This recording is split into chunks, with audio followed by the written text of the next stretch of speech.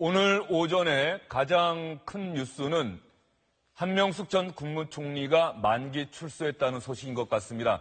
정치자금법 위반 혐의로 유죄가 확정돼서 지난 2015년 8월에 수감됐는데요. 2년 만에 오늘 새벽 5시쯤 의정부 교도소를 나왔습니다.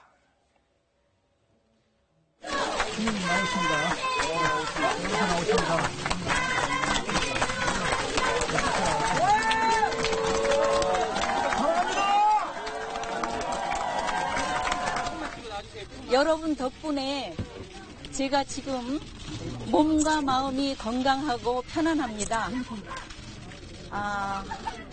짧지 않았던 2년 동안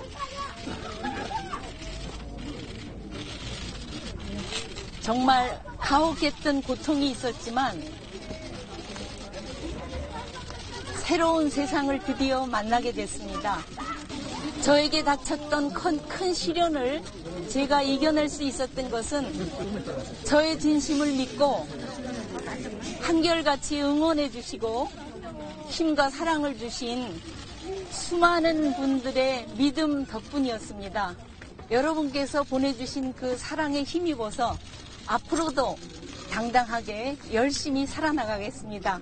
여러분 대단히 감사합니다. 고맙습니다. 한명숙 전 국무총리 소감을 밝히고 있는데요. 그 뒤로 우원식 민주당 원내대표, 문희상 전 비상대책위원장의 모습이 보였습니다.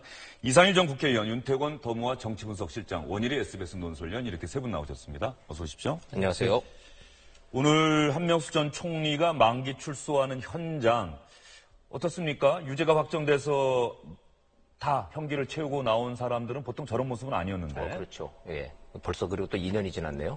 자, 일단 인물들만 아까 보면 말씀하셨지만 문희상, 이해찬 이런 눈에 익은 인물들도 보이고 강금실 전 장관 나왔어요. 강금실 전 법무부 장관 말이죠. 변호를 맡았었으니까. 그도 나왔었고. 제가 주목하는 부분은 아마도 지금 말씀하신 좀 다르다는 부분이 그것일 텐데, 현직 여당 대표인 원내대표인 우원식 대표를 비롯한 현직 민주당 의원들이 좀 대거 나가서 좀 환영을 했습니다. 자, 그리고 이제 그와 동시에 민주당 여당 내에서는 지금 억울한 옥살이를 마치고 나온 한명숙 전 총리를 환영한다. 이런 지금 이제 메시지들이 속속 좀 나오고 있어요. 이게 이제 정치적 후폭풍과 지금 파급력이 좀 있습니다. 자, 대법원 판결에서 유죄 판결에 맞고 만기 출소한 한명숙 전 총리에 대해서 억울한 옥살이라는 이 주장에 대해서 야당은 당연히 사법 부정이라고 지금 맞서고 있죠. 자, 이제 이런 정치적 휘발성이 있는 지금 상황이 오늘 아침부터 좀 연출되고 있습니다. 예, 한명숙 전 총리의 만기 출소 그리고 이것을 계기로 지금 여당과 야당 사이에 또 다른 공방이 벌어지고 있는데요.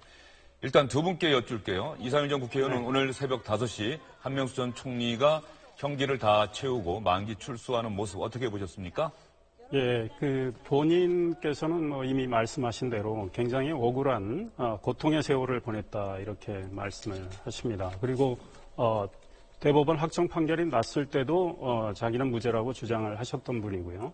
그런 맥락에서 2년을 복역한 것이 매우 고통스럽고 억울할 수 있는데 재판에서 오판이 날 수는 있겠지만 고법과 대법에서 각종 증인들 부르고 또 증거를 참작을 해서 판단을 한 결과이기 때문에 저는 대법원 판결을 부정하는 것은 좀 아니라고 생각을 하고 특히 여당에서 대법원의 확정 판결을 가지고 특히 추미애 대표 같은 분은 사법 부정이라는 표현까지 쓰시면서 사법부의 판단을 부정하고 있는 것은 이 지금 상권 분립, 사법부 독립의 이 근간을 흔드는 이런 우려가 있다 이런 생각하고 있습니다. 예, 윤태권 실장 생각은 어떻습니까?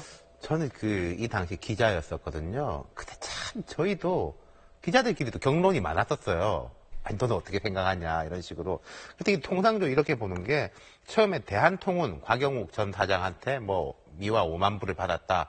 이게 이제 지금 기억 못 하시는 분들도 많을 텐데 총리실 접견실에서 의자에 두고 왔다. 그래서 의자가 돈을 받았냐 이런 식으로 됐다가 그것은 좀 무리하게 되니까 검찰에서 하나 더 들어간 게 바로 이 한신 건영건이거든요. 그렇다면은 검찰의 수사 자체는 무리했었다. 이른바 별건 수사로 들어갔다.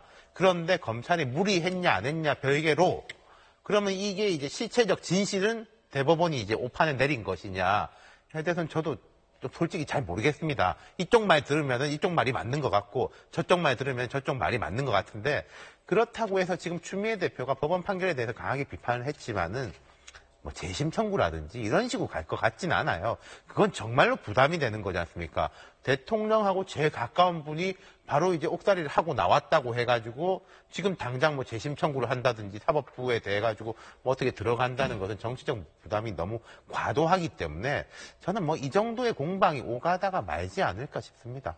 예, 그러면 여기서 한명숙 전 국무총리 도대체 어떤 혐의로 검찰의 수사를 받았고 재판에 넘겨졌는지 그리고 재판에서 왜 유죄가 확정됐는지 이 부분을 여러분께 자세히 설명을 해드리겠습니다. 지금 여당과 야당의 반응이 너무나 다르게 나오고 있기 때문에 설명이 좀 필요해 보이는데요. 먼저 2년 전에 유죄가 확정됐을 당시에 그리고 구치소에 수감되기 전에 한명숙 전 총리가 어떤 얘기를 했는지부터 여러분께 들려드리겠습니다. 2년 전으로 돌아갑니다.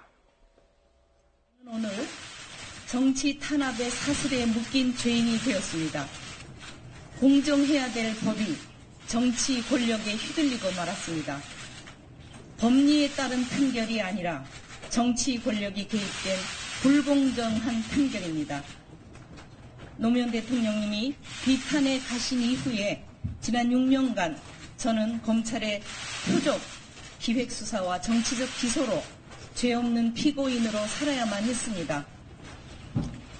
결과적으로 돈을 준 사람이 없는데 돈을 받은 사람만 있는 범죄의 구성 요건도 갖추지 못한 날조된 사건이 되고 말았습니다.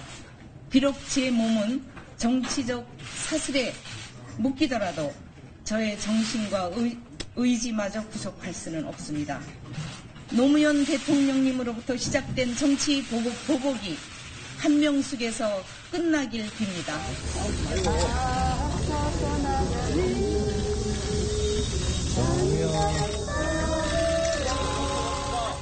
한명숙은 무죄다! 한명숙은 무죄다! 저는 여러분과 이제 안녕을 고하고 교도소로 들어갑니다.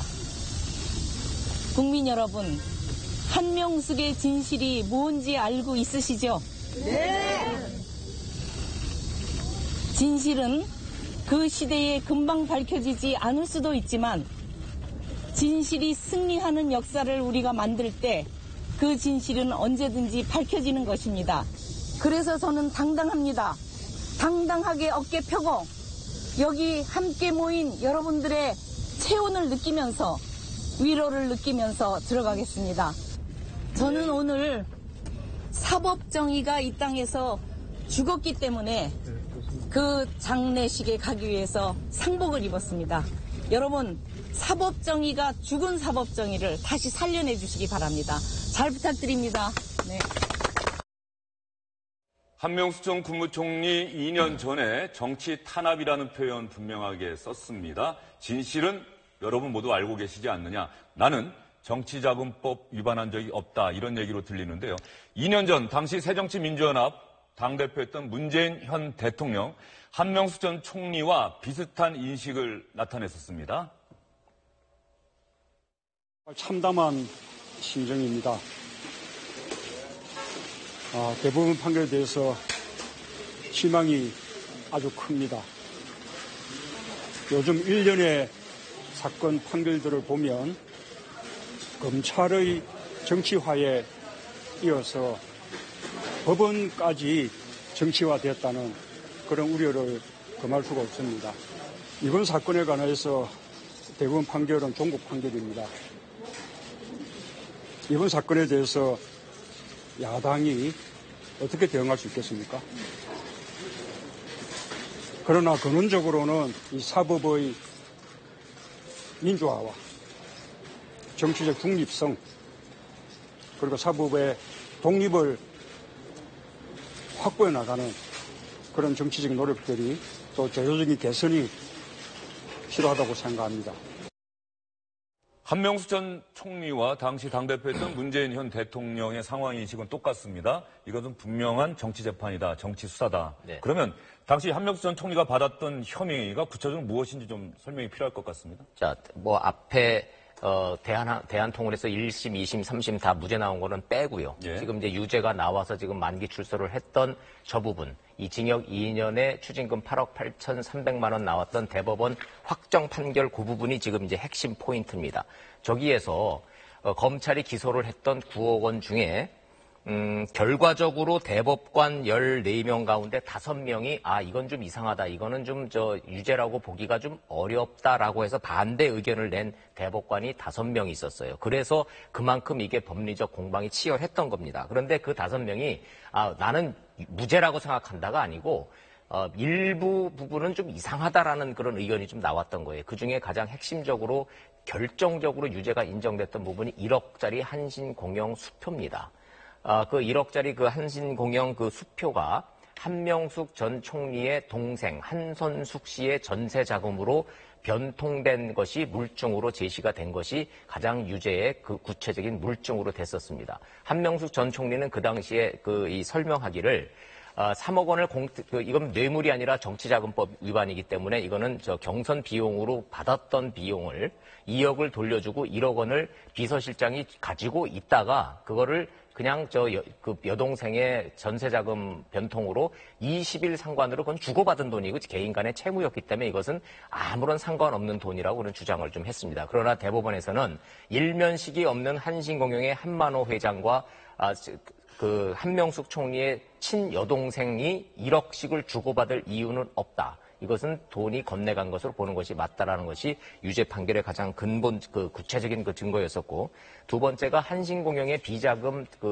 출금 내역 앞에 한자라고 적혀 있는 한글로 한이라고 적혀 있는 그런 서류가 좀 나왔었어요. 예. 그 서류가 두 번째 증거로 좀 채택이 좀 됐습니다. 자, 이런 이유 때문에 결국 유죄 확정 판결이 나서 한명숙 총리는 2년 만기 출소를 했습니다만은 한 가지 여기서 이제 설명을 드릴 것은 9억 원 정도가 넘어갔는데 추징금은 8억 3천 나왔거든요. 액수가 더 커야 되는데 왜 작은지는 설명을 좀 드릴 필요가 좀 있어요. 한명숙 전 총리가 재판 과정에서 수사 과정에서 병원에 입원한 한만호 회장을 찾아가서 병실에서 2억 원을 돌려줍니다.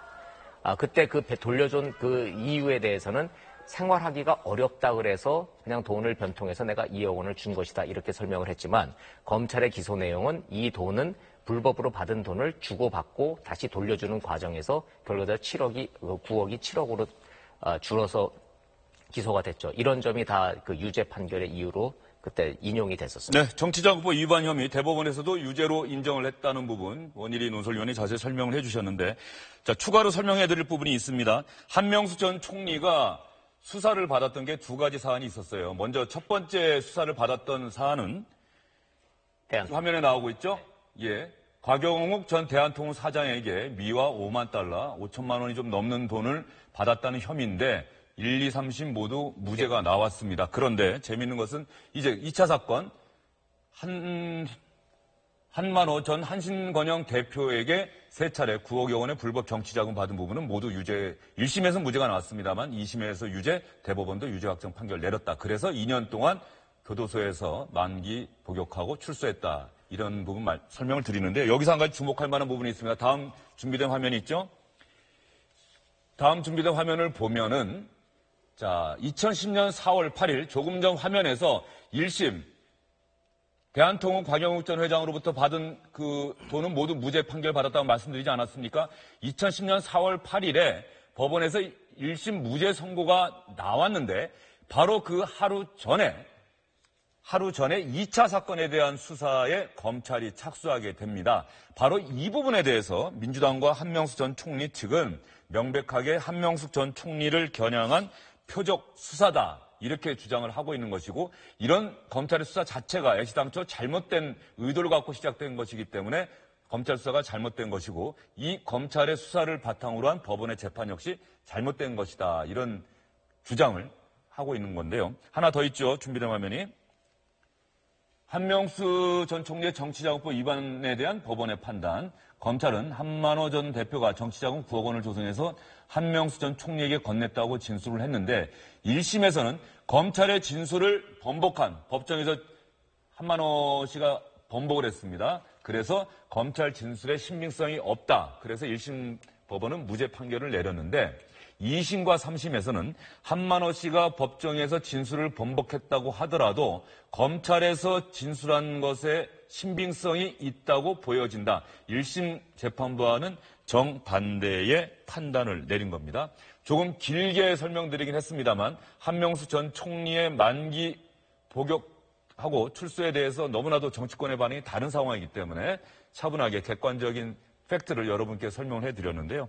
이상현 전 의원 보시기에 지금 설명은 충분히 됐습니다. 네네. 그리고 원희룡 논설위원도 지적을 했습니다마는 대법원에서 반대 의견 낸 5명의 대법관도 모두 무죄라는 것이 아니라 한명수 전 총리가 받았던 돈 가운데 1억 원은 이 부분에 대해서는 모두 유죄라고 하는 부분을 인정하고 있는 것 같다. 이렇게 얘기를 했거든요. 예, 그러니까 일단은 검찰이 2차 수사를 한 시점, 시작한 시점은 저는 충분히 논란의 대상이 될 수 있겠다 이 생각을 합니다.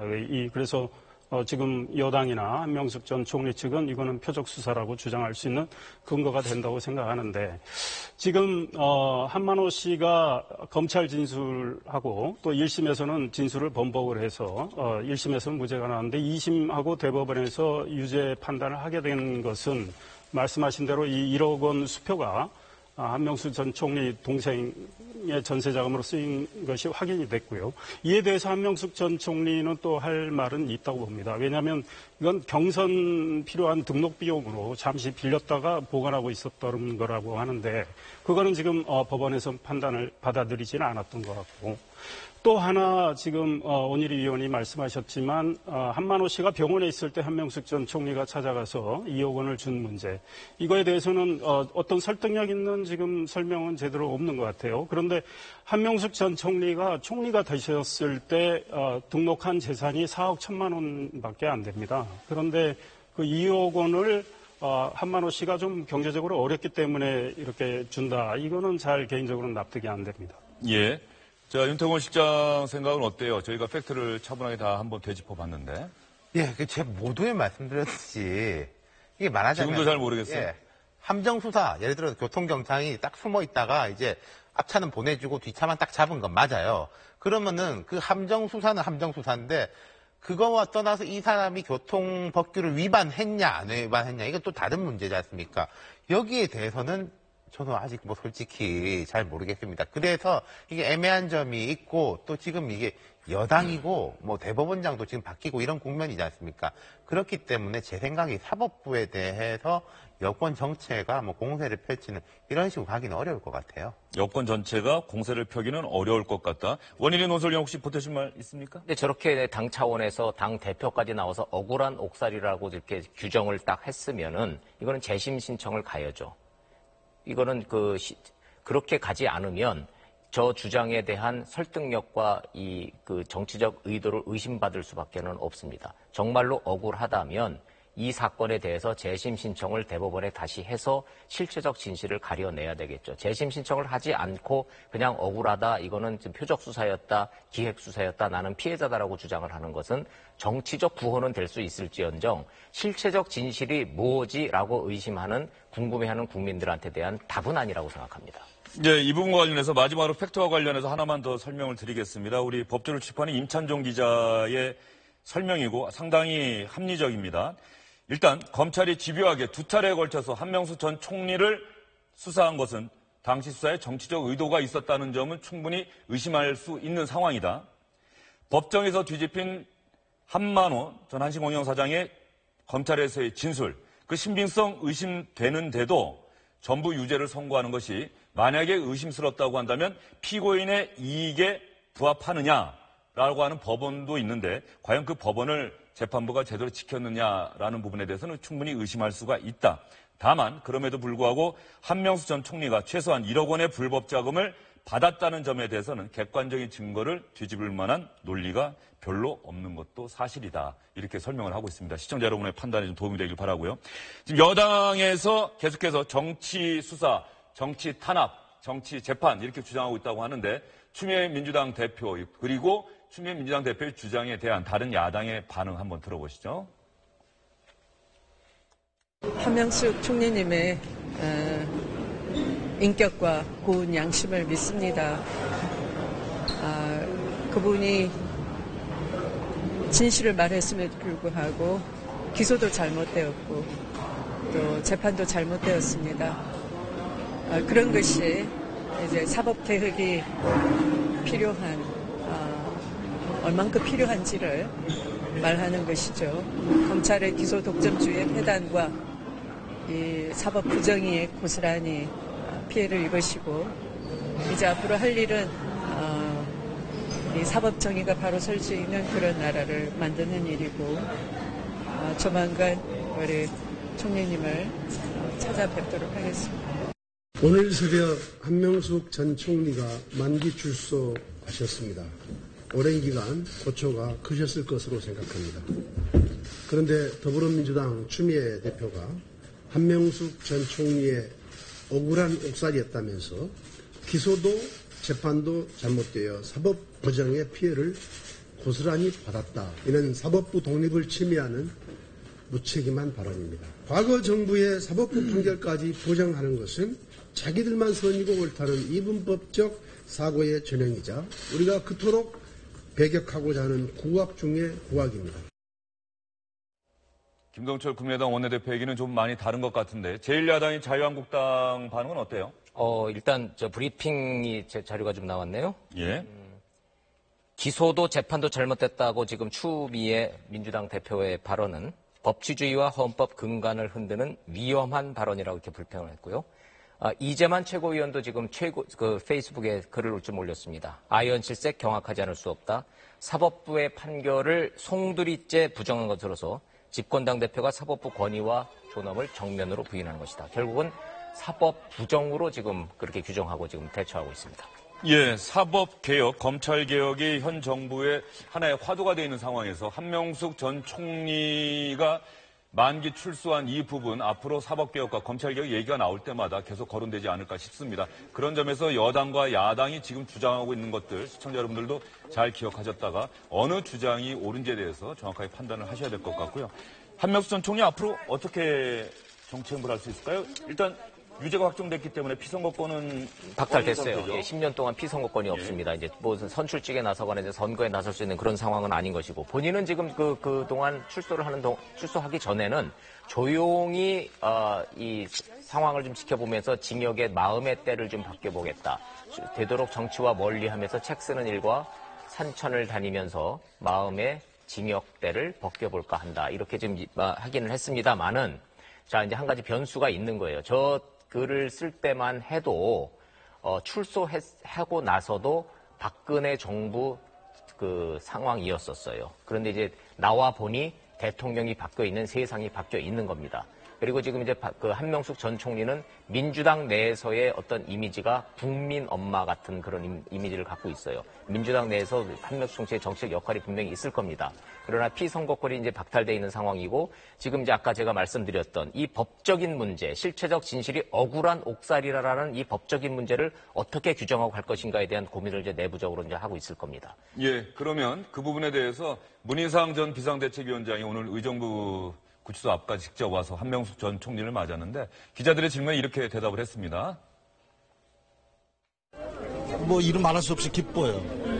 그리고 늘 그랬듯이 역사 앞에서 떳떳한 당당한 국민 누님으로서의 역할을 다해 주실 것을 기대합니다. 상당수의 민주당 의원분들은 그렇게 전망하고 있는 것 같은데 당분간은 건강 추스리는 데 집중할 것 같고 그 이후에 어떻게 할지는 좀 생각을 하지 않겠느냐. 제가 생각할 때는 적극적 정치 활동 어려울 것 같습니다. 이게 법적인 문제가 있고 그리고 만약에 지금 민주당이 야당이라면은 롤이 분명히 있을 거예요. 억울한 피해자이고 계속 싸워야 하는 어떤 투사로서의 상징성이 있는 거 아니겠습니까? 근데 이제 정권을 되찾아온 상황이기 때문에 공식적인 역할을 맡기 어렵고 또 이제 나오신 분한테 박한 말씀인지 모르겠지만은 한명숙 전 총리가 화합의 아이콘이긴 했는데 이게 정치적 뭐 기획력이나 그런 부분에서 높은 평가를 받은 분은 아니었었거든요. 그렇기 때문에 좀 뒷선에서 또 이분이 이제 장점이라고 하면은 민주당 내 거의 모든 계파하고 다 가깝습니다. 원만한 관계를 그렇죠. 유지해왔다. 어떤 갈등이 있거나 이럴 때 좀 화합의 이제 메신저 역할 정도 할 수 있지 않을까요? 예, 이상일 의원 생각은 어떠십니까? 네, 저도 비슷한 생각인데 국회에서 19대 때, 같이 잠깐 중국어도 좀 배우고 그런 과정이 있었고 기자 때도 뵙고 한데 굉장히 원만한 성품이고 사실은 그래서 저도 개인적으로는 놀랐습니다. 왜냐하면 저분이 제가 생각했던 저분의 인격으로 봐서는 그런 정치 자금을 받을 리가 없는데 이런 사건이 나서 결국은 이제 유죄가 나고 복역을 하셨는데 민주당 내에서 저분이 차지하는 그 위상이나 위치는 상당하지만 이제 연세도 44년생이시고 그러니까 우리 나이로 74 되셨단 말이죠. 그리고 어찌됐든 지금 피선거권 제한이 있고 물론 대통령께서 사면 복권할 수도 있겠지만 전면에 나서셔서 정치를 하기는 좀 어려울 것 같고 막후에서 대통령의 성공과 지금 여당의 이 다음 선거에서의 승리를 위해서 나름대로 역할을 하시지만 전면에 나서서 주도적인 역할을 하시기는 어렵지 않을까 이런 생각해 봅니다. 네, 민주당과 한명수 전 총리 측에서는 그동안 형기를 좀 줄여준다든가 하는 그런 제안도 있었지만 단호하게 거부했고 문재인 대통령도 역시 사면권 행사할 수 있었지만 하지 않았고 한명수 전 총리도 당당하게 다 형기를 채우고 나서 출소하겠다 이런 의지를 여러 차례 피력했다 이런 얘기들이 지금 민주당 지지자들 사이에서는 화제가 되고 있는 것 같습니다. 저희는 다음 주제로 넘어가도록 하겠습니다. 최근 살충제 성분이 달걀에서 검출됐다. 가장 바쁘고 여론의 질타를 받았던 부처가 바로 농식품부와 의약식품안전처죠. 식약처 이렇게 부르는데 유영진 식약처장이 국회에서 답변하다가 그 태도와 발언 내용 상당히 부적절하다는 의원들의 질타를 받았습니다. 그래서 결국은 사과할 수밖에 없었습니다. 이것처럼 2016 회계년도 결산 이낙연 총리 식약처장 업무 장악 못하면 거치 고민 이렇게 총리께서 결단을 내린 말씀을 하셨는데 혹시 식약처장 결단에 대해서 총리로부터 지침을 받거나 사퇴 종용을 받은 일이 있습니까? 없습니다. 없어요? 지금 웃음이 나와요? 네? 없습니다. 아니 웃음이 나오느냐고. 가소로운 질문입니까? 죄송합니다. 지금까지 상황을 하나도 답변을 한 게 없어요. 지금 모르고 있는 거 아닙니까? 그럼 이낙연 총리는 업무 파악을 제대로 못하면 책임을 묻겠다고 그랬어요. 그럼 오늘 농해수 이 자리에서까지 업무 파악을 못하고 있는 것이 바로 여당 의원이 지적한 데에서도 지금 답변을 못하고 있어요. 구체적으로 물어보시면 제가 답변을 드리겠습니다. 구체적으로 아니면 아까 그 짧은 시간에 총체적으로 물어보면 그 답변을 했어야죠. 정확하게 이해를 못했어요. 그렇습니다. 이낙연 총리께서 준비 안 됐다고 파악 안 됐다고 질타하셨다는데 이거 어떻게 된 경위인가요? 국무회의 석상에서 농식품부하고 식약처가 이렇게 발표를 하는데 다시 변동이 되고 하니 국무총리께서 좀 짜증을 내셔서 차라리 발표하지 마라. 예, 그럼 답변을 하실 때 조금 신중을 기해 주셨으면 좋겠어요. 예를 들어서 총리께서 질책을 하셨다, 짜증을 내셨다 이렇게 말씀을 하셨는데 질책을 하신 거 아니겠습니까? 그렇죠? 같은 부분이 예, 같은 부분이 아닙니다. 짜증이라는 건 감정이 섞인 거고 질책은 잘못했기 때문에 지적을 한 건 아니겠어요? 그렇게 받아들이셔야 된다고 보고요. 또 언론이 만들어낸 것이다 이런 말씀을 자꾸 하시는데 언론이 아무 근거 없이 기사를 쓰지 않습니다. 그렇기 때문에 언론에 충분히 설명을 하지 못해서 오해에서 비롯된 것이다. 이렇게 말씀. 네, 유영진 식품의약품안전처장 오늘은 국회 보건복지위원회 출석을 했는데요. 아침에 회의 시작하자마자 또 한 차례 머리 숙여 사과했습니다. 지난 상임위에서 충실치 못한 답변으로 원활히 회의를 진행하지 못하도록 해서 송구스럽습니다. 살충제 달걀 신속한 대처로 국민이 믿을 수 있도록 노력하겠습니다. 이렇게 이야기했습니다. 유영진 식품의약품안전처장 국회의원들로부터 상당히 따끔하게 질책받았다는 소식 전해드리고요. 세 분과의 말씀 이쯤에서 정리를 하도록 하겠습니다. 오늘 수고 많으셨습니다.